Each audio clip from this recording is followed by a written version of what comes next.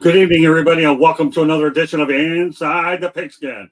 My name is Scott Morgan, the Motor City Man Mouth. My cap, though, says South Florida Tribune. Why? It's my company. So let's put it out there. Anyways, the guy, my company in the broadcast is a guy that I know all too well in Tampa, an alumni guy, and his name is Brad Walker. Brad, welcome back. Good evening, guys. Yes, thank you. Thank you for having me back. You're very welcome. Glad to have you.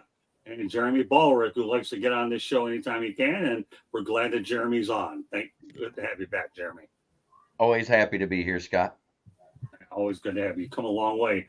And my right-hand man is Football Talk with Bo. Bo saves me from getting a lot of gray hairs because he's the one who puts out the fires when I can't figure out the technological business. Oh, is that why I have all these gray ones? Oh, give me a break. Your gray don't come up with mine. All right, and last but not least, my favorite coach, Coach John Bonamego. Glad to have you back, Coach. Glad to be here, Scott. Sorry I had to miss the last couple of weeks. We've been shaking and baking. Don't worry, Coach. Anytime you're on here is a blessing. And let me go to the chat room real quick because it's going to get busy tonight. Joshua Bernstein, welcome back. Bradley, see, you got a fan out there, Brad. And Jesse Stuber, what's up, Scott? Stick around for the next 40 to 50 minutes and you'll find out exactly what's up. And we got Josh, we got Jesse, and I'm sure we'll have a whole lot more. All right, well, what's up, folks? Is we're going to start off with a special team situation that Bo and Coach are going to go over with. And I'm going to go over some of the key transactions. I'm not going to sit here and give you a grocery list of everything. So if you have a pen and paper handy, great, take notes. If you don't, you can always listen to the show again. No big deal. Okay. You'll get to hear me more. Well, then again, maybe you don't because you'll want to break a Memorex class. But if you have the guts to do it, more power to you. But you're going to learn a lot tonight. So please stay with us as long as you possibly can. I promise you will not be disappointed. So with that said, let's start off with the special teams kicking situation.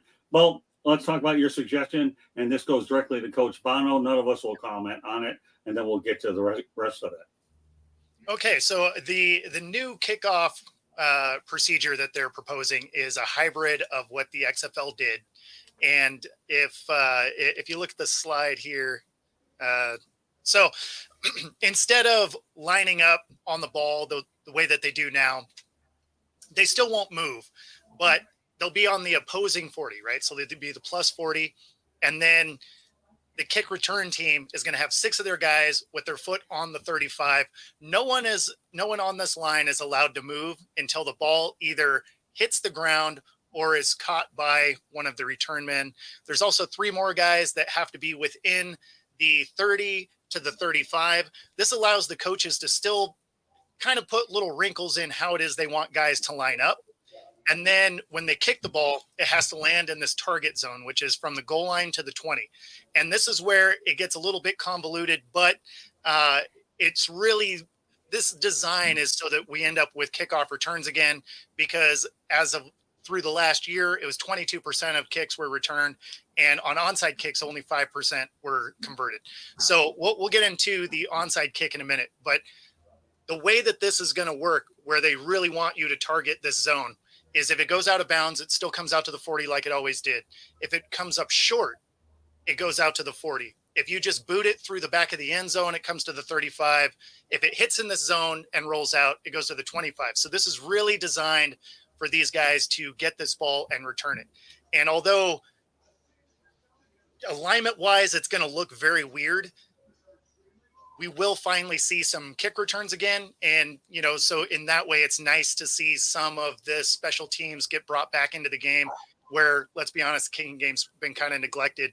But I wanted to get coaches' input on this because although I don't love it as a player that loved kickoff, because I liked going down the first play of the game and blowing someone up, you're not going to have any of that, right? Like they're not going to have that speed, but we do at least get special teams again. Well, Bo, before you do that, let me go to the chat room real quick because we're getting a lot of action in there. Duncan Lozinski, how are you tonight? And just to let you know, my book is now on Barnes & Noble. And I'm looking forward to Blake Lozinski's episode that'll be coming soon. He's a friend of the show. And I told him you have an open invite. Joshua is out there trying to get it worked out for us. So anybody that wants to come on the show and talk with us, I'll definitely be able to bring on and accommodate you at least once. If I think you're really good, then you can be coming on here more often. And Joshua, what you looking for my thoughts on this kickoff here? You know what? Anything that improves the game, I'm all for it. But I've left this segment mainly to Bo and Coach.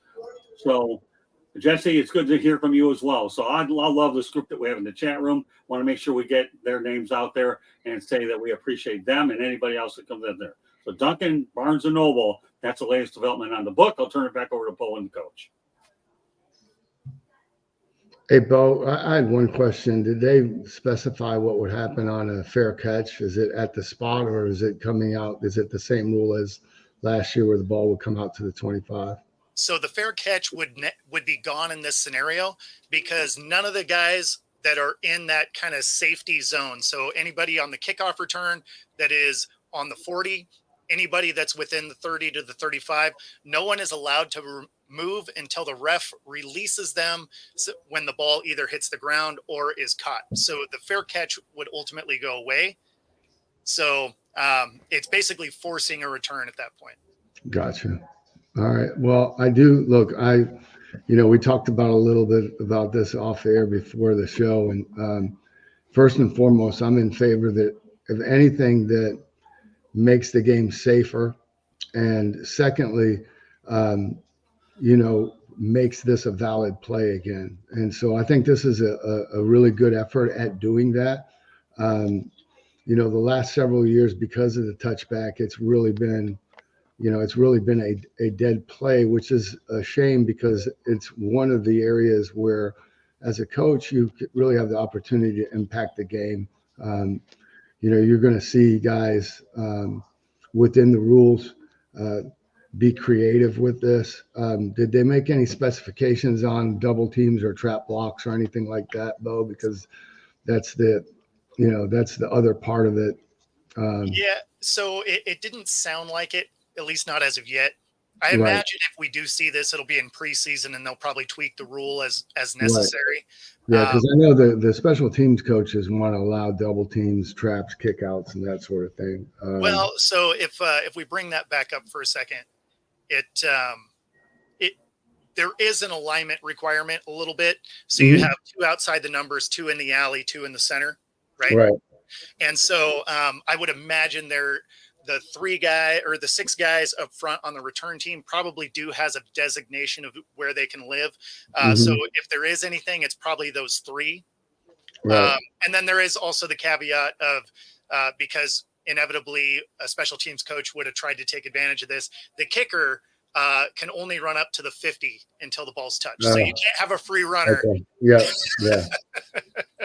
Yeah. Because someone would have done that first thing, right? They're going to go get the biggest kicker they've ever seen, Right. and they're going to let him run free. So they did circumvent that immediately. Yeah, that's good. Yeah, I'm anxious to see it. I really am. I think, like I said, anything that makes the play relevant again, it's very similar to the XFL kickoff. Yes. So I'm sure, there'll be a lot of back and forth there. And, it'll be fun to watch. My questions are like procedural, like, what happens after a penalty? If the kicking team gets a penalty for a personal foul, do they move it back then? The coverage team, that kind of thing, Or that's a good question. I'm not sure how they're going to work that out. Because then you still have that target zone. So moving those players wouldn't even really matter. So I don't know, that'll be interesting to watch. You might just have to take it on the next offensive play. Those would be, that's what pops into my mind now, seeing this and just, those type of questions of, what it's going to be like to look at, how are they going to officiate the upfront guys? Are they going to, how will they get a whistle to let them know when to go or, Yeah, well, so it probably won't be a whistle, right? Because it'll probably be, somebody putting their arm down like a play's ready or something. Right. Because a whistle, I think, would probably disrupt the play. Right. But Yeah, I don't know. Like how penalties will affect it would be weird, because if it did, if it did run into one of those scenarios where it did come up short and then the ball was already coming out to the 40, and if it was a 10 or a 15 yarder, right? I mean, all of a Mhm. sudden you're positive territory already. Right. So the other rule that they are going to change is the onside kick rule. And this one is, there's elements of it that I kind of like. They're going to allow you to have an overloaded side again, Mhm. right? And then so you're going to be able to run a 6-4 split, which is cool. Right. The downside to it is because of how that kickoff is going to work, you have to declare, right? So you can't have the Pat McAfee fake, or onside Right. kick surprise. Mhm. The other thing is you're not going to be allowed to do it except for if you are behind in the fourth quarter. Mm. So Okay. I So don't. no more surprise on sidekick, which Yeah. you couldn't do. Be hard with that setup, anyways. Now, you have to declare like which type of kick you're kicking or the direction. Well, you have to declare that it's going to be an onside kick, Okay, and you that's can't because kick they have deep. to get the personnel in different spots. All right. It has to be. You have to be behind. It has to be the fourth quarter. I feel like they should be able to do something like this at the end of the set or end of the first half, right? Mhm. So hopefully that's something that they tweak. But the surprise onside kick will die if this rule actually happens. Mhm. Not that it gets used a lot. That's interesting. I mean, it's still like with the overloads, that's good. You still have the option of kicking any direction you want, middle, left, or right. I think the type of onside kicks we might see, the first thing that pops in my mind are what we used to call dodgeballs. So.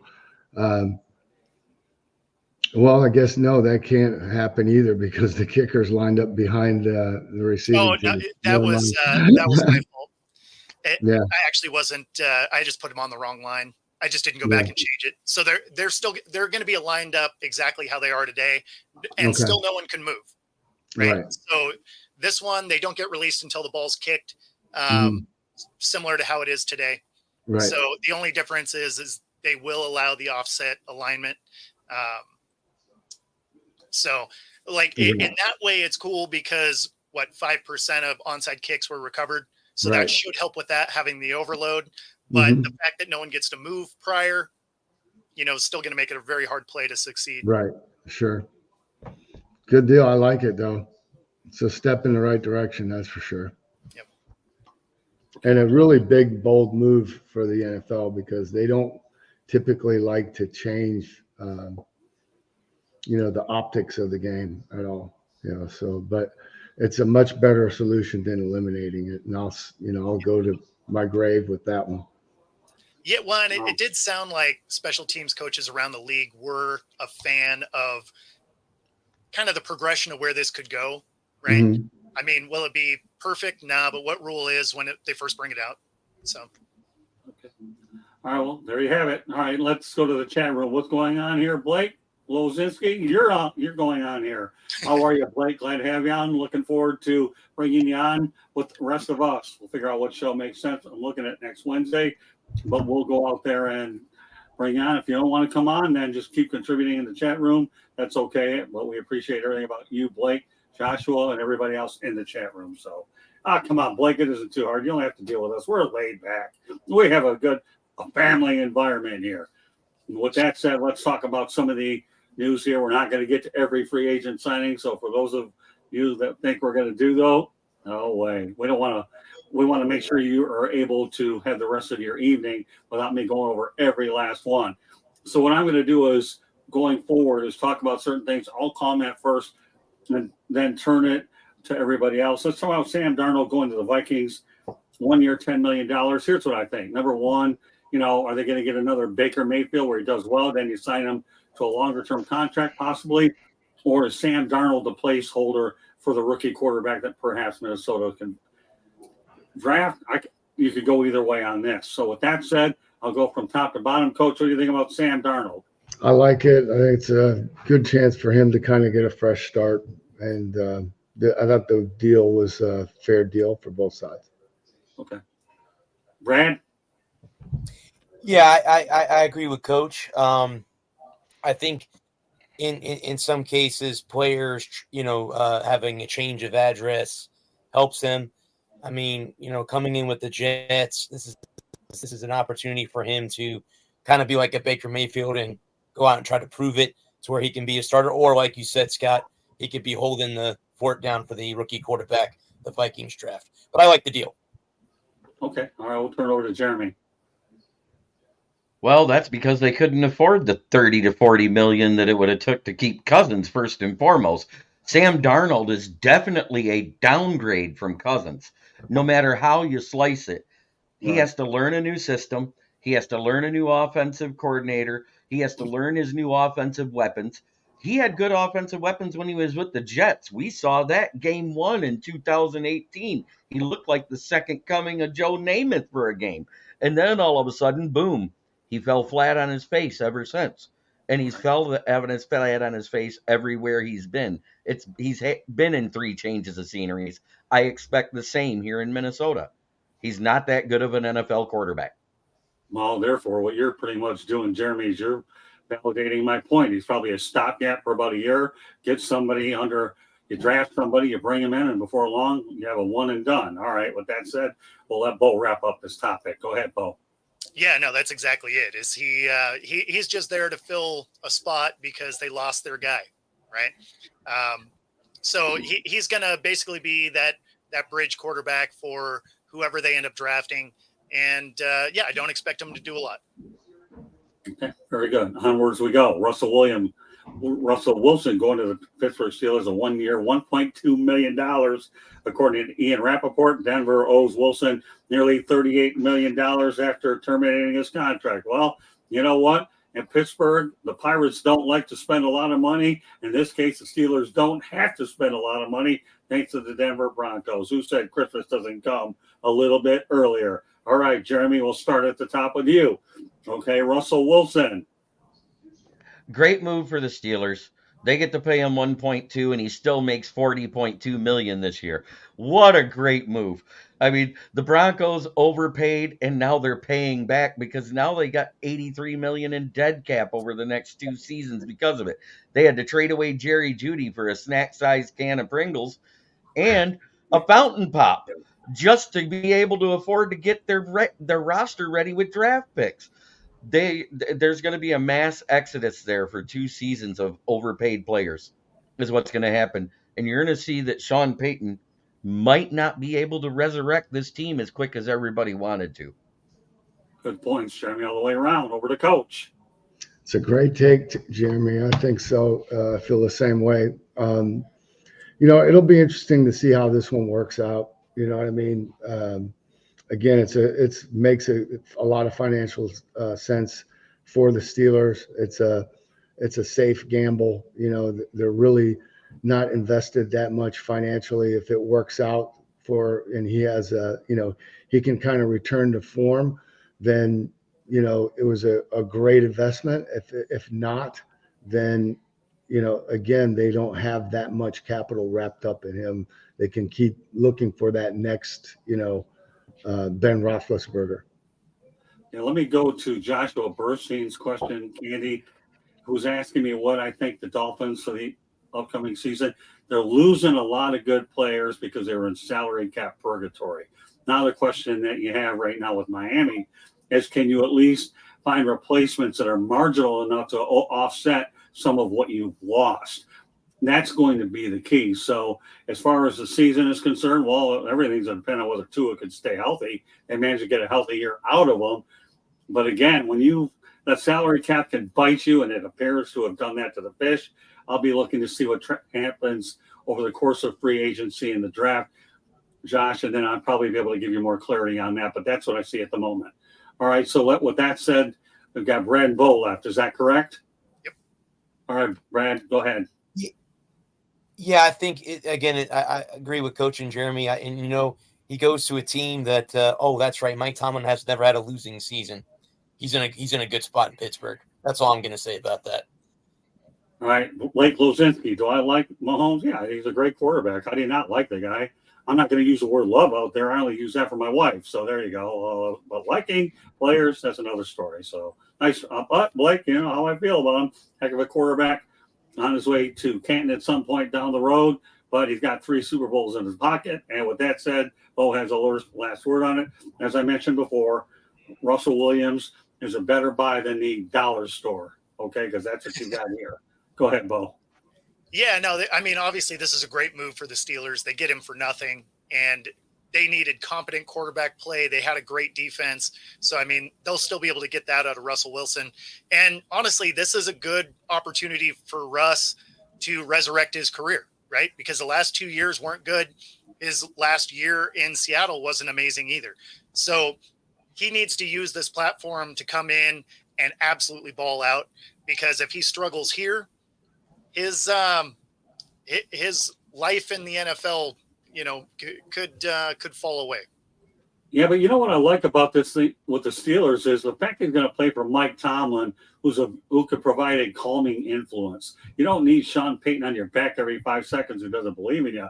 Mike Tomlin, to me, is the type of guy where stability, confidence, and he's very low keyed, and he'll give you space to do it. He's not going to beat you up all day long.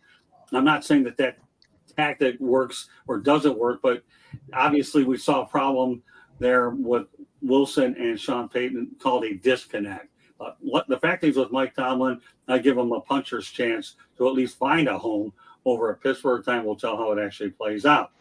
All right, well, look at this, Bo. Look at Joshua. All right, what's up? All right, let's go to Bo. You know what? You start reading these things. All right, go ahead. You're my right hand, man. So Chad, thanks for popping in, man. And happy you traded. Yeah. We thought we were going to get him. So that was a nice snag by you guys. Yep. Need a nickname. Yeah. MPMM, they know what that is. I'm not wearing the Captainite Motor City Madmouth. You can see it on my thing somewhere. All right. Well, don't worry, Bo. We'll keep us caught up. All right. Well, Jeremy alluded to the Atlanta Falcons. Now we're going to talk about the Atlanta Falcons signing Kirk Cousins to a 4-year deal reportedly worth $180 million, $100 million guaranteed, $50 million signing bonus. I'll tell you what, you won't find a better businessman than Kirk Cousins. All the guaranteed money he gets, starting with Washington, Minnesota, and now Atlanta. So, you know what? I like the move for the Falcons. It's certainly an upgrade over what they have. But I'm not ruling out the possibility that the Falcons won't draft another quarterback at some point anyways in the draft. But we'll find out. So, no, I think it's a pretty solid move for Kirk Cousins. It'll be interesting to see how it plays out. With that said, we'll start off at the top of the coach. I like it. I like it for both sides. You know, Kirk gets paid. And, you know, I think right away now Atlanta has the best quarterback in that division. Right. No debate there. Okay. All right, Jeremy? Coach nailed it, but I'm going to take it one further. When you add in the weapons they got and the way that defense played last year, they were 1 or 2 offensive scores away from being possibly a 10-win team and winning the division by a landslide. So you would throw in Kirk Cousins and his decision-making versus Baker Mayfield, Derek Carr, and God forbid Bryce Young and what he's done there. You've got Kyle Pitts, you got Drake London, you got Behan, Tyler Algier, and all those guys. They should, by proxy, be a 10% better completion percentage team, and that's with a broken leg. Kirk Cousins versus Desmond Ridder. I mean, seriously, Desmond Ridder was awful.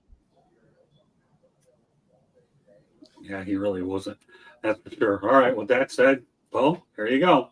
Yeah, I mean, he's definitely the best quarterback in that division. Obviously, it's not a great division. And Atlanta wasn't that good. So they're not going to have a ton of primetime games. So that'll help him out. And I would imagine their new coach isn't going to just randomly forget that Bijan Robinson is on the roster. So I would imagine this team takes a step forward. So, yeah, I like the fit. It gets Kirk a spot where, you know, maybe he can do something in the postseason. He's got a good team around him. He's got an easier division. So, yeah, it's a good move for both Kirk and and the Falcons. All right, Candy, I want you to go ahead and show the comment up there about Kirk gets paid, but Atlanta won't win a Super Bowl. Got that up there. Let's just go there. He's got some pretty good stuff up there. So Kirk gets paid. Atlanta gets a quarterback, won't win a Super Bowl. Well, I haven't won one yet. So, all right, let's keep rolling through the comments. All right, and we'll see. Bo, you got Blake there. Well, I wouldn't be a good help for for a hockey show. Yeah, don't worry. There's no plans at the moment, but we do put hockey topics on the Sports Exchange. All right, go ahead, Bo. Maybe Kenny Pickett will be wearing a paper bag on his head while sitting on the bench. Yeah, I mean, no, Justin Jefferson to throw to. Yeah, I mean, that's fine, though, because they do have a good tight end, and he uses his tight ends a lot. Well, we have some characters in the chat room. I love it when we have that. Okay, Robert Wardell. Okay, you just mentioned him. All right, so with that said, we'll turn it over to Brad. Last word on it. Yeah, being that I'm in the Tampa Bay area with the Bucs, as someone who covers the Buccaneers, I think last year Atlanta could have, like Jeremy and Bo and John all said, they were one offensive play away from winning the division, and I think Kirk obviously makes the team much better than it was a year ago.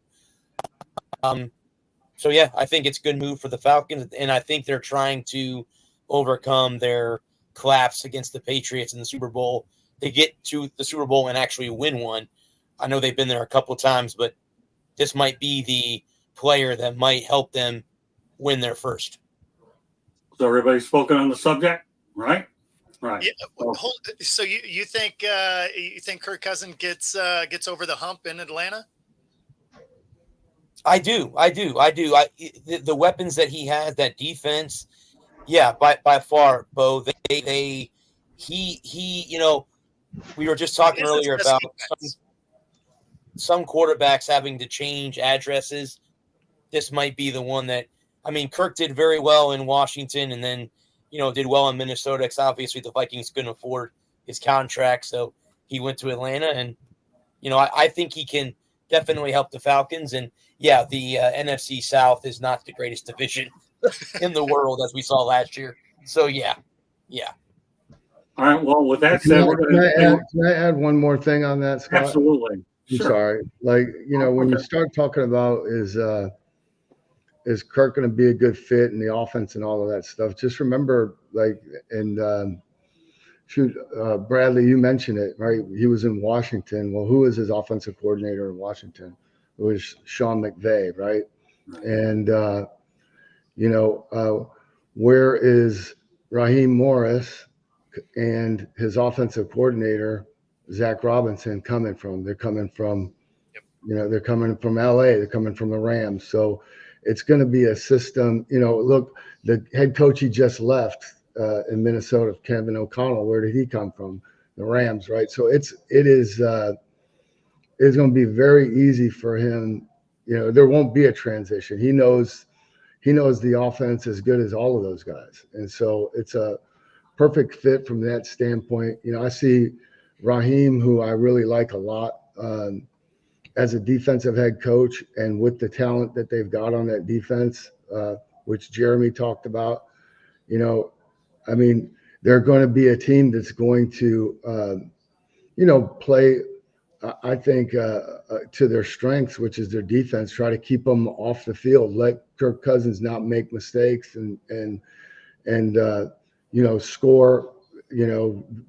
Move the ball. You just score field goals, score touchdowns. It doesn't have to be explosive. It's just got to be a sound offense that doesn't make mistakes and give the ball away to the other team. Okay, well, let me answer a question here from Blake Lozinski.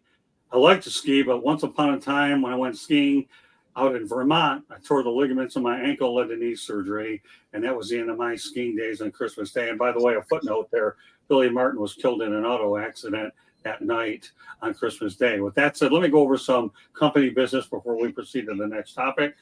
I just want everybody to know that Inside the Pigskin being broadcast around the world. The audio version of Inside the Pigskin can be heard on iHeartRadio, both Spotify, Google, wherever you get your podcasts. Please hit the red subscribe button on YouTube, South Florida Tribune. We're striving for more subscribers. Please also comment, like, and share the broadcast. Yeah, Duncan, it was definitely an ouch moment for me and then some. And off camera, if you ever want to come on here, I'll give you more of the gory details if anybody's interested. Want to be a guest? No problem. I got some qualified people in the chat room that are certainly making a case to do it. Participate in the chat room or send your topic ideas, southfloridatribune@gmail.com. If you want to advertise cost efficiently, give me a call at 954-304-4941. We broadcast live on Facebook, LinkedIn, Twitter, and YouTube. I'll go over other company information in a little bit. With that said, just want to make sure that we have everything that we are doing what we've got to do. And yes, we are. So I'm going to go on. We're going to stay with Blake, though, all right, since he's in Tampa. And we're going to talk about the Bucs. So, Blake, are the fans in the Tampa Bay area happy that Baker Mayfield is coming back? He signed a 3-year deal worth $100 million to retain him. The maximum value of that contract is $115 million, and he's going to, with incentives, and he's going to get $50 million guaranteed. Let's face it, Baker Mayfield had a very tough time here, but he was able to succeed following Tom Brady. Yeah, earlier they were talking about taking, like with Russ in Pittsburgh and Sam Darnold as well, taking less money to do a prove-it deal. Obviously, last year Baker did that. He came here after Tom. Obviously, big shoes to fill. But yeah, I everyone that I listening to local radio that I do every day, they're all happy that obviously the first worry was getting Mike Evans back. When they got Mike back, I think it kind of guaranteed Baker was coming back because Mike came out and said, I'm not playing for a rookie quarterback. I'm not going to start over again. And then they signed Levante David today. So both him and Levante have been through the dark days with the Buccaneers and then the glory days of winning the Super Bowl, with Tom a few years ago. But yeah, it was a good deal. Obviously, that's what he was going to get. He wasn't going to get Danny Dimes money with the Giants. So I think it's a good deal for the Bucs and a good deal for Baker. Okay, Coach, what do you think about Baker Mayfield's return to the Bucs? I like it. I like it. Matched up with the new OC there, who he was with in LA. He did a good job this year in a contract year. They're comfortable with him. I think. Again, I think it was a fair deal, and I think ultimately it's good for the Bucs. Okay, we'll turn it over to Jeremy. It was a great move for the Bucs. It's a good move for Baker. My only concern is he going to be as good without Dave Canales there, who really helped him to get his mechanics and decision making back in line. I understand that he's reunited with an old OC where he had some success, but at the same time, it was limited success because he was only there for 4 games. Oh, yeah. I mean, obviously, it's good for Baker. He gets paid finally. So I mean, great opportunity for him. They kind of ran back a team that did have some success, but at the end of the day, it's Baker. And I mean, I don't know how much success you're really going to have. You have moments where he comes out and you're like, okay, he looks like he's that guy. And then he'll turn around the next game and throw 3 picks. And you're like, oh, what are we doing? We forgot how to play football. So, yeah, I mean, you're going to go as far as Baker can let you go. Unfortunately, that's probably a first or second round exit if you do make it to the playoffs. All right, Candy, back to the chat room. Okay, Blake Lozinski, Joshua Bernstein, you should run some ads on here. All right, I got a salesman out there and a guy that's going to come on the show if he wants to. Joshua Bernstein says, do we have a sponsor? Spot on, my friend. All right, we'll be talking soon there, Josh, not that we don't already. The Bucs signing Mayfield is a good move. Yeah, no doubt about that. And let's go ahead, Bo. This one's longer. You can do it. Nah, just keep rolling because they keep popping up. Yeah, I know. I tell you, I'm getting an eye test here tonight. That's okay. My vision's only 20/70 or who knows what it is. But Baker was whoever's doing it is throwing me off. All right, Baker was a good move. still won't win a Super Bowl, be competitive, was smart, stop making commercials. That's true, though. When he started focusing, that's a good point, Rob, that when he went out there and focused on football, he was better off. He really, really was. So I like that point. Jesse Stewart is the next big guy in the NFL. You know what? Just read him. By the way, folks, you can see our information also on the ticker as well at the bottom of our screen. Magnetic Bet Company would be a good show. So I like that one. That's pretty good. Okay, go ahead, Josh. We'll give you a finder's fee. All right, I like Baker, but it means nothing because the Lions are winning it all this year. There we go. I'm sure Jeremy will like that one. You can tell that's one of my guys. All right. So And Jared, by Josh, the way, I did have a couple of nicknames when I played. Thumper and of course Hollywood, because on non-padded days I always wore sunglasses. So now it all comes out with Gerald. He's a co-host on Brad's show. Good stuff. All right. Now that we got those out for the moment, okay, has everybody gotten an opportunity to talk about the Buccaneers? If you haven't, let me know. If you have, we're going to talk some running backs. So we're going to make it very brief on every one. And I'm going to ask each of my panelists as to whether or not these guys are good fits for their team or not, so we can try to keep it real, okay? With that said, we'll lead off with Bo, okay? And that's this. All right. DeAndre Swift. Okay, good for the Bears, bad for the Bears. Well, I mean, it's good for the Bears. They needed everything. So, I mean, anytime you can get a talent like Swift in there, that's going to help the team out. And so I like Swift as a back. There's still so many holes to fill. I don't know that necessarily the Bears are going to be that much better, but I mean, it's an element they needed. The only thing I'll say about it is if Swift stays healthy, it's good. If he doesn't, reverts back to Detroit style, which I know Jeremy's about to probably back me up on, and you have another situation. But that said, Brad, okay, we'll talk about Swift. I have like a handful of running backs we're going to talk about tonight. DeAndre's one of them. Go ahead, Brad. Yeah, Bo's right. I mean, the Bears need everything, and they get the first pick. Are they going to trade Justin Fields? Is he going to stay? And I think the last time that I was on the show, they were talking about, or maybe it was on my show, where do you want to have a new coach come in with a rookie quarterback, and it's a big mess in Chicago? But DeAndre Swift will definitely help the running game in Chicago. Okay. All right. With that said, Jeremy, I know what you're going to say, but you can say it anyways. Go ahead. DeAndre Swift just had his healthiest year behind the second best O-line in the league. Right. Where does the Bears O-line rank? 27th. In the running game, they're 27th. You know what that means? Their yards before contact last year was 1.2 yards. The average at 15 was 2.5 yards before contact. DeAndre Swift will be broken if he has more than 15 touches in a game, just like in Detroit when we had a bad O-line. Good enough. All right, Coach, I guess you have the last word on this, right? Yeah, that's a great point, Jeremy. You're right. And, obviously staying healthy is always the paramount thing for any player. I like the move for Chicago because, as Bo pointed out, they needed players. I always felt like when you took a quality player, doesn't even have to be the best player, but when you got a player from another team in the division, it was always an added bonus because not only does he know the personnel and the scheme where he's coming from, he knows the other two teams that are, in the division. So, he knows what it's like to go to Minnesota, play in that environment. Knows what it's like to go play in Green Bay in that environment. And he knows what it's like, or he's played games in Chicago and Soldier Field. So, those are the kind of little things that can definitely help out or, swing in your favor, or especially early on in the year when you bring a player in from, when you sign a free agent.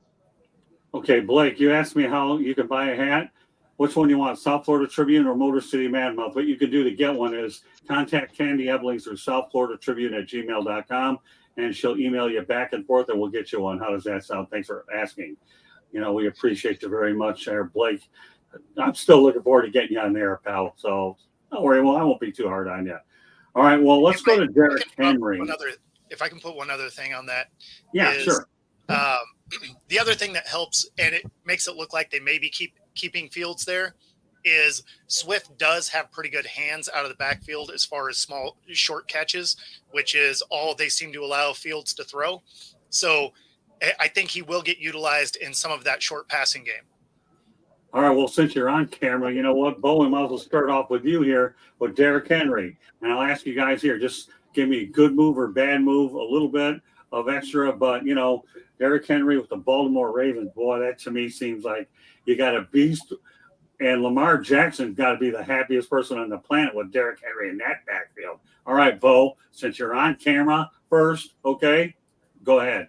Yeah, I mean, I like that move. I really thought Dallas was going to try and get after him, but Baltimore having Derrick Henry, man, that's on some of those option plays, you can't want to be one of those outside guys having to pick which one of them to bring down. So I like that for the Ravens. Helps their running game. Probably frees up some stuff for Lamar Jackson to do what he does. Coach? I love it. You know, I'm a big Derrick Henry fan. I think he brings an element to the game and his style of play that is rare. And, for a team that really is two-dimensional, I mean, Baltimore does a good job of running the football. To have that guy in the backfield, I mean, with Jackson, like Bo just said, I mean, I think it's a really, really good combination. It's going to be tough to face those guys. The tough just got even tougher. Okay, Brad, some thoughts. Yeah, I agree with Coach. It's a good move. He's a great running back, and he's just going to make that offense even more dynamic than it already is. So, yeah, good luck to everyone that plays the Baltimore Ravens this year. Jeremy, you have the last word on this one, and we have a few more running backs we want to get to. Then we're going to bring Candy Ebling on for a moment. All right, go ahead. It was a fantastic move by the Ravens to bring Derrick Henry in. He's that bruising type of back that they expected J.K. Dobbins to be. J.K. Dobbins, though, unfortunately has the health of DeAndre Swift and can't make it through a season without blowing out a knee, blowing out an ankle, or pulling a leg cramp. Either way, he's much healthier. He's had one season where he was hurt, and it was a weird freak injury. He hasn't been the guy that's had bad knees and bad ankles yet. He is getting up there in age, and he has lowered the amount of yards per carry he has, but he's still better than anybody on that roster. The only thing I'll say about it as we close this one out is this could be the move the Ravens had that could win a Super Bowl when you have Henry and Jackson in the back. I really believe that. Candy, stay on, but I want to get to a couple more running backs. Saquon Barkley, Jeremy, well, we ended with you. We're going to start with you to the Eagles. Some thoughts. The Eagles signing Saquon Barkley. You know what? It's kind of a salty move to Giants fans because that's the exact contract they offered Saquon Barkley the year before. So the reason why they didn't contact him about it this year is they already turned it down once. So he goes and signs with the competition in the division to rub it in their face for the exact amount of money that he was offered last year to get off of the franchise tag. So yeah. I think he's going to run it down the Giants' throats, and he's going to hurt them bad every game they play. Okay. Bo's nodding his head, so take that nod and put some voice behind it. Yeah, no, 100%. That deal was to stick it to his old team. There is no doubt. The way that contract negotiations went, the way they did last year, the fact that they just didn't really offer him anything this year.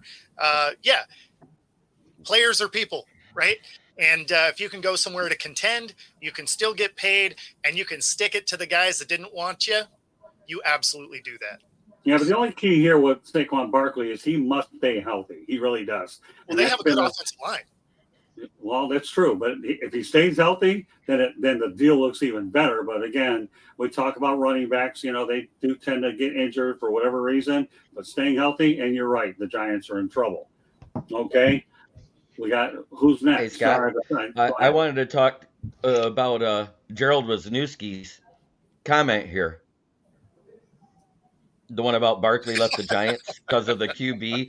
Daniel Jones is a bust. If Daniel Jones is a bust, the exact same quarterback plays for the Jaguars. It's Trevor Lawrence. Go look at his stats. He has one less completion percentage. He's one lower on QBR. He has two less touchdowns and two more interceptions than Daniel Jones. If Daniel Jones is a bust, Trevor Lawrence is a bust. Okay, that's fine. All right.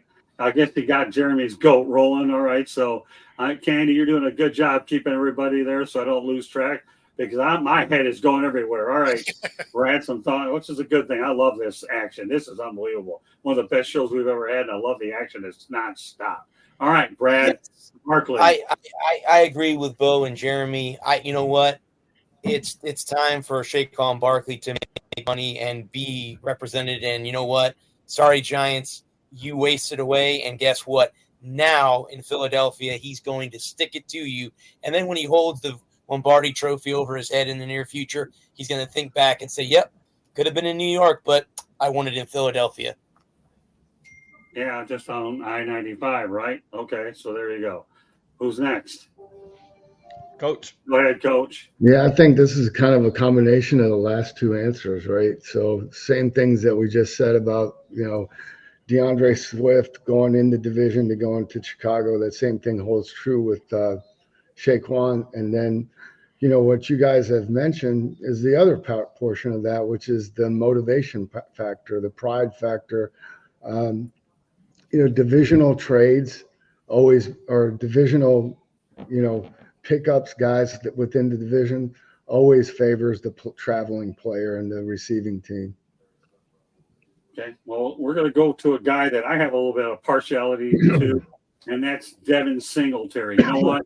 Obviously, the Giants lost Barkley, but you know what? I watched this kid play at Florida Atlantic University, and he is a stud, period, okay? Obviously, Devin Singletary was a factor with the Buffalo Bills. He did pretty good work with the Texans. So if for you Giants fans are disappointed that Barkley left, I believe that you'll be very pleased with Devin Singletary. So yeah, I hate to say there's a consolation prize. It's not the worst consolation prize I've ever seen. With that said, Brad, go ahead. Yeah, well, you lost Barkley and Singletary. He's a good running back. And again, it'll be interesting to see how the Giants use him in their offense and stuff like that. But it's a compilation prize, and the Giants made a good one. Got a good one. Okay, everybody, who's left? I love this, asking who's left. There we go. You did a good job, Coach. Devin Singletary. Yeah, not too much more to add there. They lost a great player, I think, first round pick in Barkley, and but they pick up a quality player and probably a younger player too. Okay. All right. Well, Jeremy, go ahead. Devin Singletary is the exact opposite of Eric Gray, the guy they drafted last year. Eric Gray is more of that ground and pound in between the tackles who can receive out of the backfield, but he doesn't have the speed at that 4.55 that he ran in the combine, and it shows every bit of that on the field in his pads. So that being said, Devin Singletary is fast. He can get around the corner on the outside, and he can receive the ball just as well as Eric Gray. Those two together are like that thunder and lightning combo that everybody looks for running back by committee. I think it'll be a great addition. I think you'll see whoever gets the more yardage per carry that game will get the 20 carries, and the other one will get the other 15. Okay, Candy, put Blake's question to me on there. Okay, but go ahead. Well, I want to answer this before I turn over to Bo. Do I do any sports betting? No, I don't. But that's not to say people haven't come to me to ask for information about sports betting. Me personally, I don't like to do that. I when I watch sports, I'm mainly the type of guy that wants to write about it. I'm old school journalism all the way. And with that said, we'll turn it over to Bo. Then I have some other information I want to convey. Go ahead. Yeah. So Singletary, I like him as a player. Unless they do something with that offensive line, his speed isn't going to be helpful. So even though I like the pickup, at the end of the day, they got a lot of work to do that offensive line to make a speed guy even an option, because if he's getting lit up at the line of scrimmage, he doesn't have the size to do anything with it. Okay. All right. With that said, let me go over some other information here. Our website's www.southfloridatribune.com, Twitter/X @TribuneSouth. Candy Eveling's behind the scenes. Now she's on camera. Okay, and she's a mastermind behind this South Florida Tribune. And yes, I have a book out there called Lessons from the Microphone, Tuning into the Enduring Wisdom of Visionary Leaders, available on Kindle and Amazon. And now it is available on Barnes & Noble and Nobles, and we are looking for more, so stay tuned. So Barnes & Noble, welcome to the South Florida Tribune, Lessons from the Microphone family. This book pretty much talks about old school media versus new school media. All right, well, you know what? Now Candy's in here, and I wonder why Candy's on the broadcast. Well, you know what? We're going to give her first word on Josh Jacobs going to the Green Bay Packers, and then she's going to talk about Aaron Jones going to the Minnesota Vikings. Candy, welcome to the big show. We have a good audience tonight, don't we, Candy? We have an awesome audience tonight and very well liked in the chat. I love all the different chats and everybody chiming in. So thank you, everybody, for that. So my thoughts, Aaron Jones. He has been a staple in the Green Bay Packer run game for quite some time, but he's not as young as he once was. Let's face it. The Packers asked him to take a $5 million pay cut last year already. This year he was scheduled to make $12 million. They wanted him to take a 50% pay cut, so $6 million. So what did he say? He wanted to test the market. And unfortunately, because I know he's a fan favorite, and the one thing I think they're going to miss is his being able to gel the team together and round up all of the young. Let's face it, the Green Bay Packers were one of the youngest teams in the NFL. And I think you need some veteran leadership. So I'm a little scared, but Josh is younger and he's 26, I believe. So he's a little bit younger, fresher legs. And the Packers are heading towards younger team all around. I mean, they got rid of Bakhtiari, and Jones was also injury prone. So good move. I like the Josh move. I'm not sold that I'm crazy about Jones leaving, but at the end of the day, it is a business. And he's got to take what he can get for himself. So good for him. Do I like him going to Minnesota? No. Is he going to have a better chance of winning a Super Bowl in Minnesota? No. But at the end of the day, his career, he only has how many more years left? He's got to get as much as he can while he still can. So I don't, as much as I hate someone going to Minnesota, just like Brett Favre went to Minnesota and, others, it is what it is. And he's going to have an axe to grind when he plays against the Packers. So I just hope our run defense is ready for him. All right. To answer Jesse's questions, I really don't have a thought about Ryan Hoffman this year, so I'll refrain from that. If anybody else wants to take it later in the show, that's okay. So with that said, I'll just comment on this real briefly. First of all, Josh Jacobs is an upgrade. I believe he's a multifaceted player, a receiver, as well as a running back. And Aaron Jones, because of the injury situation, well, I could see where his time had come to an end with Green Bay. I don't have a problem with it. The only thing that I can say about Jones is he's going to be playing in a dome, so that could help him a little bit. But other than that, Green Bay will be fine. Okay. All right. So with that said, let's pick this thing up with Bo. All right. The two running backs. Give me your thoughts, please. Yeah, no, I mean, I like the move. Josh Jacobs is an upgrade, but I get the history of Jones a little bit. But at the end of the day, the team is changing personnel everywhere, right? They're getting younger across the board, and this supports that. He is a back that does have good hands. So ultimately, it's a good move for him. Yeah, I don't know. I liked the move overall. Brad.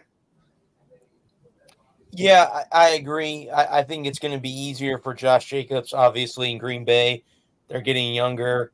Jordan Love, obviously, is a blossom for the Packers, and I think it's going to be harder for, Aaron Jones is injury prone, and he's going to the Vikings, who at this point don't have a quarterback. So I think it'll be easier for Josh Jacobs in Green Bay.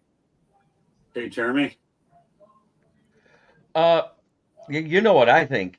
I think Green Bay kind of bumped their head getting rid of Aaron Jones, because if you'd have left him there because he's a little faster and a little more sure-handed in the back out of the backfield than what Josh Jacobs is, they would have had the best running back room in the North. By getting rid of him, it's great for Minnesota because they just cut Alex Madison because that guy couldn't even average 4 yards a carry.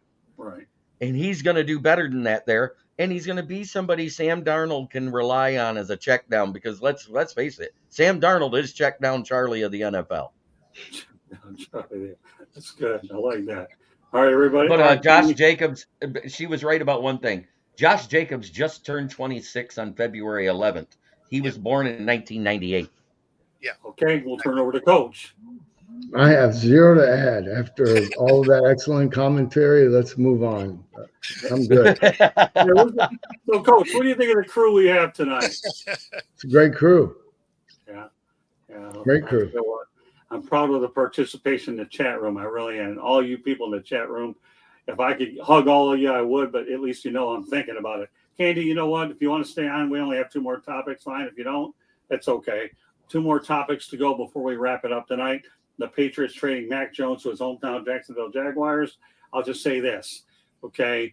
A lot of people wonder about the move, but Doug Peterson, if anybody can get Mac Jones straight, it would be him. I see him as a backup in an insurance policy for Trevor Lawrence. So I don't have a problem with the move. I really don't, but I think the key here is Doug Peterson. Doug Peterson can fix quarterbacks, and whatever happened to Mac Jones under Belichick, Josh McDaniels, Joe Judge, Bill O'Brien.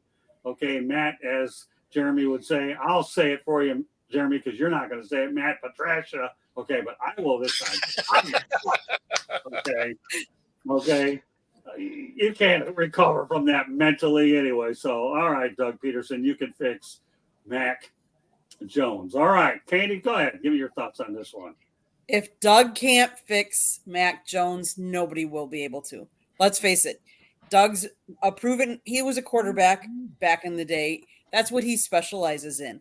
And if he can't elevate, and I think he's bringing him in, because I think Trevor needs a little bit of push. I think Trevor's can be a lot better, and I think he needs that push to elevate his game to the next level. Did he do well this past year? No. I think Trevor needs that push because he's proven he can do it. I mean, he did it in the playoff games, but this year he kind of fell back. He felt a little injury prone. They need to shore up and make sure that their offensive line protects from him. And I'm going to say that about most of the quarterbacks, because if you don't protect your quarterback, you're not going to survive in this league. They have the weapons, they just need, I think, to shore up that offensive line. That's my 2 cents. Jesse Stuber, thanks a lot for the kind words. I appreciate you. We work hard to prepare for these shows, and when we have people like you complimenting us, it's great. We work hard. All right, Coach, you had you at the back of the pile. Now you're at the front of the pile this time. Yeah, I like the move. I like the for a 6th round pick. You're getting at minimum, an experienced backup, a young player. Trevor Lawrence played hurt last year. He was playing off of no practice. Very, very few players can do that and be successful, let alone a guy that's still a young guy. So I think they've got a good quarterback there. I mean, I really like them. I think this move helps them, and I think it helps Matt Jones as well. Okay, Bo? Yeah, no, I agree. And I think he can actually provide a little more pressure than people think. I'm not a big Mac Jones guy, but Trevor Lawrence is 1-18 when his defense doesn't create a turnover in the last 3 years. So that's not, it tells you that their defense doesn't get turnovers a lot of the time, but it also means he can't win those games. So if Doug Peterson is that quarterback guru, that's a number they have to figure out. And maybe having Mac Jones, even if it doesn't necessarily make Lawrence better, maybe it makes their defense better on the scout team. All right. Well, Blake was giving me an update on the comments. We have that many. That's great. And we'll mention the hockey playoffs. And the hockey playoffs, just so you know, folks that are listening, we'll do a lot more of that on the Sports Exchange. So we definitely have a lot of good hockey on the way. So if you're a hockey fan, Sports Exchange, and who knows, we might have fire up episodes as well with Candy and Jeremy. They do a good job on those. I'm sure they'll definitely bring up some hockey stuff as well. So, all right, with that said, who do I got left? I love asking because Candy does magic to let me know who they are. And we got old Jeremy with that Gomer Pyle smile. Are we talking about Josh Jacobs now? Mac Jones. Yes. Tell me. Mac Jones. Mac Jones. Oh, Mac Jones? Believe it or not, I think he was brought in. Did you get your piece on Josh Jacobs? All I really was, while we were really talking about was Aaron Jones. We really didn't talk about what Josh Jacobs does for that offense in Okay. Green Bay. What you're going to see is Jordan Love's actually going to be able to sit in the pocket more and have to run less because Josh Jacobs is that bruising back that Right. does have breakaway speed, knows how to break tackles. The only guy that breaks tackles better than him is in the same division. And I don't need to say it because we all saw it last year. Okay, now And you it could- isn't Jahmyr Gibbs. Right. All right, now you could transition over to Mac Jones. Yeah, Mac Jones, I said it when he was drafted at 12 or 14 or whatever it was to the Patriots that year when he went to New England. He was the most pro-ready quarterback coming out of college, and it really depended on the system he went to for success. But at the same time, he was at the ceiling Mhm. of his level. So every year that he went on, and if he was in the wrong system, that ceiling would shrink while the floor raised, just like the Willy Wonka hallway. And he would have to duck every year coming in. He's going to a guy that has helped Carson Wentz, Nick Foles, Right. Jalen Hurts before he left, because Jalen Hurts is even becoming a better quarterback within that year that he first took over for Carson Wentz. So if you look at that, if anybody's going to get Mac Jones right, it's him. And it may be a chance to push Trevor because it's somebody that could possibly push for the starting job if he gets corrected. His mechanics started to get off. And of course, that's going to happen when Matt Patricia was his offensive coordinator for a year. Now, I said you couldn't say Patricia. I'm the I did it again. I don't care about your stupid body language. You don't say it. And you know what I'll do the next time you do it when I come up to Detroit? I'll take a trip out of Mark Harmon's thing over on NCS. I'll slap you across the back of the head. I'm sure you, and knowing you'd like it. You want me to do it again. It doesn't matter. You can't say Patricia. Thank you, sir. Can I have another? Exactly. Yeah, I'll smack him across the head, but I love the guy anyway. But I'm the boss. I say Matt. I had to say it. I know. Yeah, because you knew I didn't want you to do it, but you did it anyway. You know what? All I can say is your book is in the mail. All right. It doesn't matter. All right. Go ahead. What do I think about Before I Jordan kill Mack? Jeremy. And I have a lot of witnesses that'll see I'm doing it, so I can't get away with it. Go ahead, Brad. Lighthearted conversation here on Inside the Pigskin. As a Patriot fan, it was kind of sucks that Mac didn't work out in New England, but Gerard Mayo's there. They got rid of Belichick. They got they cleaned house, so it's time for a new regime in New England. So obviously, with the third pick, could be getting a quarterback, but I'm happy for Mac. And I agree with it. I think he will put some fire under Trevor Lawrence's ass in Jacksonville. The key word here, folks, competition. Competition's a beautiful thing. And it looks like Mr. Lawrence is going to have a little bit of competition from Mr. Jones. Everybody in? One more to go. And speaking of Jacksonville, Minshew Mania is headed to the Raiders via the Colts. So I love watching Gardner Minshew play with the Jaguars, and he's been a pretty serviceable quarterback wherever he's gone. So, but with the Raiders and Antonio Pierce, and I think the Raiders are still going to draft a quarterback. I love anywhere that Gardner Minshew can go is great. Can only imagine what that scenario is going to look like in Las Vegas. Oh my gosh, Minshew Mania there! Holy moly! They say one of the most entertainment capitals of the world, and I can see on all those little billboards out there that are being lit up, Minshew Mania hits Vegas. Oh, we only had a Super Bowl there. What's Minshew Mania? All right. With that said, Bo, I know you're laughing, and I'm having a blast. What's going on, Josh? Oh, we are going on. Jeremy, do you think Jordan Mack or Chris Turk? All right, this one's headed to you first. Well, Jordan Mack is the assistant athletic director of the SMU program, and I think he's doing a great job after that team had the death sentence for so many years. I mean, he's helping them with finding good coaching and recruiting. And SMU is a college that's now on or a university that's on the rise versus where they were at. I mean, they were given the ultimate death penalty for football. So I think he's doing a fine job. But Chris Turk, I haven't heard of. I'll have to do some research. I don't want to say anything out of pocket. The only thing I'll say about SMU, they're headed to the ACC, period. All right. Final topic of the night. Back to Gardner Minshew. All right. I think it's going to be pretty cool in Las Vegas. But what do you think, Jeremy? Minshew going to Oakland, it's a good thing because we saw Aiden O'Connell start to emerge under Anthony Pierce there at the end after they finally benched that guy that wasn't worth anything. Did I hear you say Oakland? Do you have a geography problem?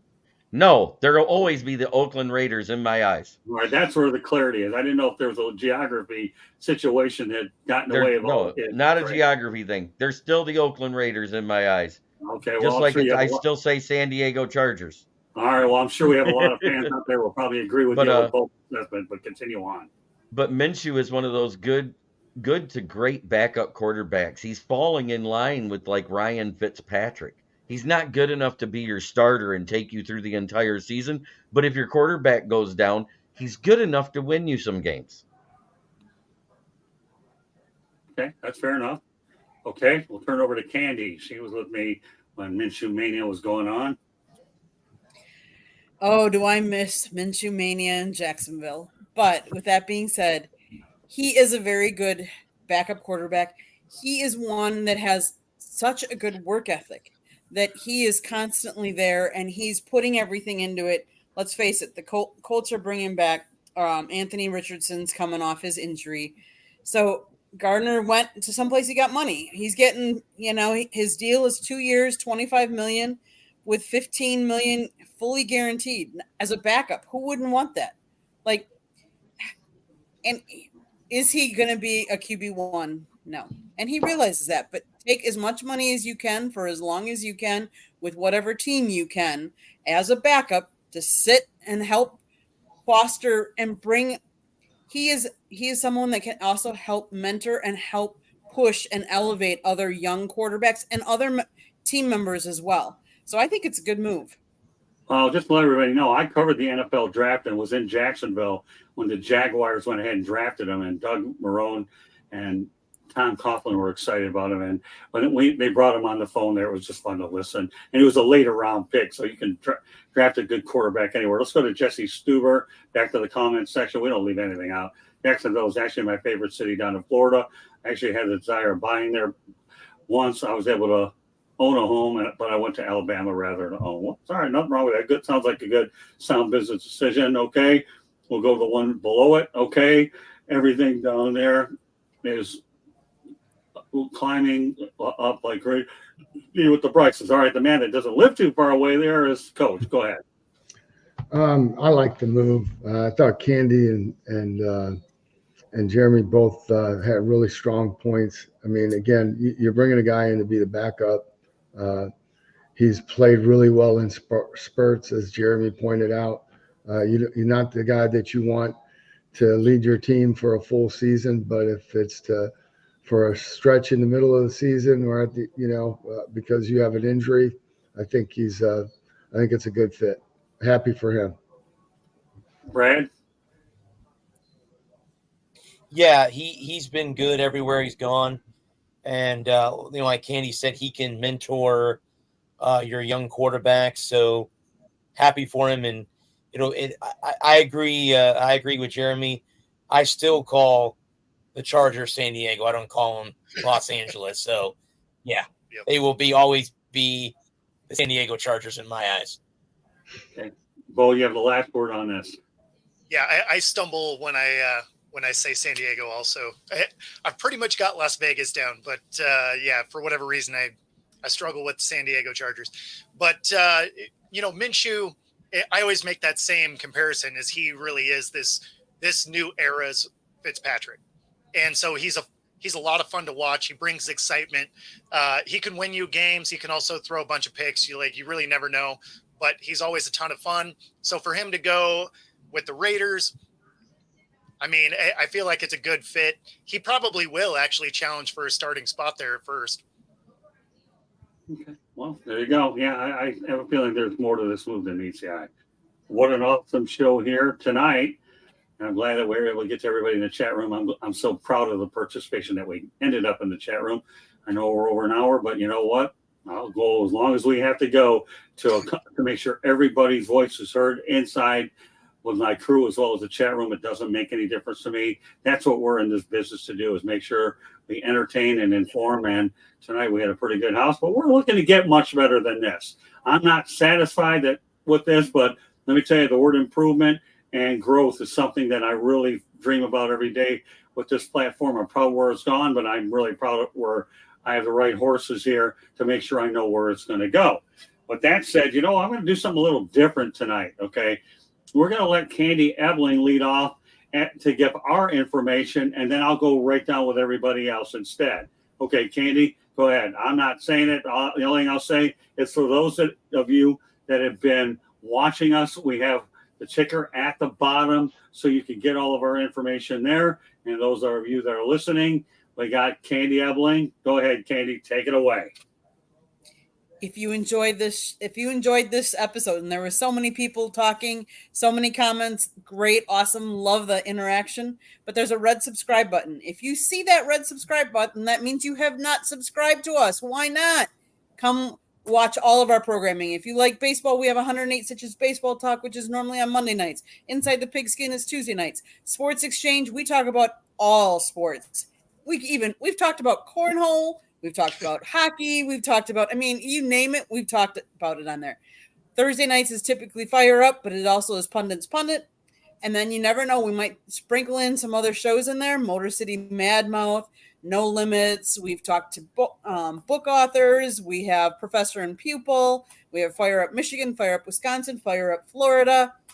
You name it, it's there. And if we don't have a show and you want us to have a show, contact us. And if you want to be on our shows, comment like you did, like so many of you have tonight. If you like to do any kind of reading, you will want to get Scott's book. It's up in the right-hand corner, Lessons from the Microphone. It is available Amazon, Kindle, and Barnes & Noble, and you never know where else it's going to pop up soon. If you like to listen to podcasts, all of our broadcasts are available on Spreaker, Apple, Google, iHeartRadio, wherever you get your podcasts, it's there. Go see it. And then we have a website, www.southfloridatribune.com, where Scott writes, Jeremy writes, George Eichhorn writes. We have so many different writers, and you'll see my pictures. So we also have transcripts from the Jaguars, the Dolphins, the Lions. We have FAU sports, so FAU basketball we've been covering. Scott was there Saturday for their last home game of the season. You name it, it's there. Go see it. USF, we have USF there. We have Florida Gator information there. We have Miami Hurricanes. They're starting some of them are all starting their spring practices right now. Their spring games are coming up. We'll be covering a couple of them. Watch for more content. But just, and if you want to be a sponsor, we were talking about that earlier on the show. I heard someone talking about it. Call Scott 954-304-4941. And last but important, most of our panelists here have their own shows. We would appreciate you subscribing to ours, but also watching theirs and subscribing to theirs as well, because they're giving up their time to be on ours. We appreciate it. So please subscribe to their as well as us. Well done, Candy. Couldn't have done it better. The one thing about my book, I tell people, old school media versus new school media, who can benefit by this book? Everybody. Whether you know anything about the media or you don't, everybody can learn from it. So otherwise, Candy, I couldn't have done that any better myself. All right. With that said, first person, well, Candy, why don't you just let everybody know the couple of shows you're on? Then I'll go right down from Jeremy all the way down. Candy's on a couple shows. Go ahead, Can. Well, earlier tonight, you can find me on 3 Chicks in a Pod or Chicks and Salsa. It just depends on how many of us chicks are talking. But we do a Tuesday night, typically 7:30, sometimes 7:15 to 8 o'clock show. We talk all kinds of sports. Tonight we were talking NFL free agency like we did tonight here on Inside the Pigskin. But we also have Megan Price. She's awesome on talking about basketball. So she was talking about college hoops. Because it's March Madness now, and she's very much into college sports. We had Jen Matthew Lewis. She is our Carolina Panthers girl. And typically we have Carrie on there as well. And then Thursday nights, you can find me and my co-host, Jeremy, Smoking Jeremy B. And sometimes we'll have Ralph and George join us. And you never know what topic we're going to be talking about on Fire Up. And sometimes we'll even do it on Sundays. But then it's just me and Jeremy. There you go. I should point out, everybody, this weekend, I will be up in Sebring, Florida for the 12 Hours of Sebring. This will be my third opportunity to go out there and cover this race. I covered the 24-hour Rolex race a year ago. I love endurance racing, and this is one of those things where you have like 325 media people, and there's 125 more. So there's going to be one big media turnaround all over the world covering this event. All right, Jeremy, patiently waiting with the right hat on. Okay, let everybody know how they get a hold of you. Well, you can find me, as Candy said, under the South Florida Tribune.com with the Motor City Tribune heading. You can find me on many shows here on the South Florida Tribune.com YouTube channel. God, I can't speak tonight. It's been a rough night. But you can find me here occasionally on Tuesdays on Inside the Pigskin. Occasionally, we might do a Fire Up Michigan on Wednesdays with Scott and George and whoever our guest is. And then there's the Fire Up that we do on Thursday, which is more of like a continuation of the Sports Exchange. And then we have our Fire Up, where we come up with our own topics on Sundays when we do it. Then you got my channel, Kneecap Biting with the Motor City Lions. I'm live every day, 11 a.m., Monday through Friday, and Monday, Wednesday, and Friday nights at 9 p.m. Okay, we'll turn it over to Bo. Yeah, so you can find me here every Tuesday night, and of course on my channel at Football-Talk, and on Roku TV 5 days a week. Okay, we'll take it over. Coach, you have a website you want to talk about, promote? You can find me here most Tuesday nights or on LinkedIn. That's the only form of social media that I'm on by choice. And weather's starting to get nice, so we're taking the boat out a little bit more frequently now.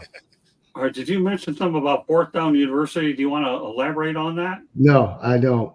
That's something I want you and Candy to look at. I just sent you a sample of a what we call at BSN a sideline store, and I'd like to set one up for you and for the Florida Times Tribune so that our fans can purchase gear. That sounds good. We'll talk about it afterwards, Coach. You and I have a lot to talk about afterwards anyways, just be one of the things. All right, Brad, my man from USF, go ahead. Yeah, I'm hoping that I can come back here on Tuesday nights. I have my own show called The Walker Report. That is also my YouTube channel. Please like, share, and subscribe, like Candy said. If you want to read my articles, I write for NGSEsports.com. I am currently covering women's USF softball, men's baseball, and women's lacrosse at USF. And, of course, when the calendar rolls around, horns up, USF football coming at you. There you go. Well, just like I told Brad off camera, I'll say it now. He's one of those guys that I can use in a couple of places. Whether you see him on Florida, on football, fine. You're going to see him more on baseball as well. I added a new person last night to our baseball show. His name is Mark Meredai, and I know Mark going back to when we met on Twitter, and we ultimately caught up at Cooperstown. So if you want to see Brad, you're going to see him either on football or you're going to see him on baseball. Either way, he's got a spot. And if we find a Fire Up show, and if Candy for some reason or Jeremy want him on a Sunday, that's at their discretion. I don't enforce anything. I just know there's opportunities for people that have a great attitude. And Brad is certainly a guy that I certainly take an awful lot of pride in. And I am determined to make sure that he develops and is a good, sound fit to our family that we have here. So what an incredible night tonight. It really is, with all the participation in the chat room. I know we covered a lot of ground. So if you want to listen to the show again, more power to you. Otherwise, you know what? We'll have a fresh edition next week. Elfar should be back next week. Elfar, we're hoping will be on Pundit's Pundit tomorrow. And again, I'm looking forward to going to Sebring this weekend. So, you know, I love football. I love baseball, a lot of the other sports, but very few people out there even realize that one of my passions is actually auto racing. And I had the good opportunity a couple of years ago, thanks to a guy by the name of Russell Branham, who enabled me to drive around the Miami Homestead track for like a dozen laps. And I eclipsed 147.54 miles an hour. And Candy will tell you, when I said driving was one of the best things I've ever done in my life, she said, over me? So, well, you know, Candy, you know, you put me in a tough situation, but but at least she's a photographer, so she had to take pictures of that track. And then she understood the nature of it. Candy, get me out of trouble here, okay? Because I think I have a feeling I'm putting my foot in my mouth and set the story straight because I'm having so much fun today. Go on, Candy. It wouldn't be the first time you put your foot in your mouth, and it probably won't be your last. No, I know it. At least I can deal with it with passion anyway. I don't even care. But go ahead, Candy. Yeah, it was pretty fun. I got a new tagline for Scott now when we get off the show. Yeah, I have a feeling you do. You Not know, on the but- air. Not on the air. Yeah, knock my hand off the ball, Rick. I'm going to start will. calling people by their last name instead of their first. But all right. Yeah. Well, this just shows you folks how much fun we have here on every show tonight. Inside the Pigskin, proud of the turnout we had in the chat room, as well as the effort that all of my teammates here put in. So on behalf of Candy, Brad, Jeremy, Bo, and Coach, this is Scott Morganroth, the Motor City Madmouth. Thank you for joining us on this edition of Inside the Pigskin. We will see you next Tuesday night. Good night, everybody. Good night, everybody.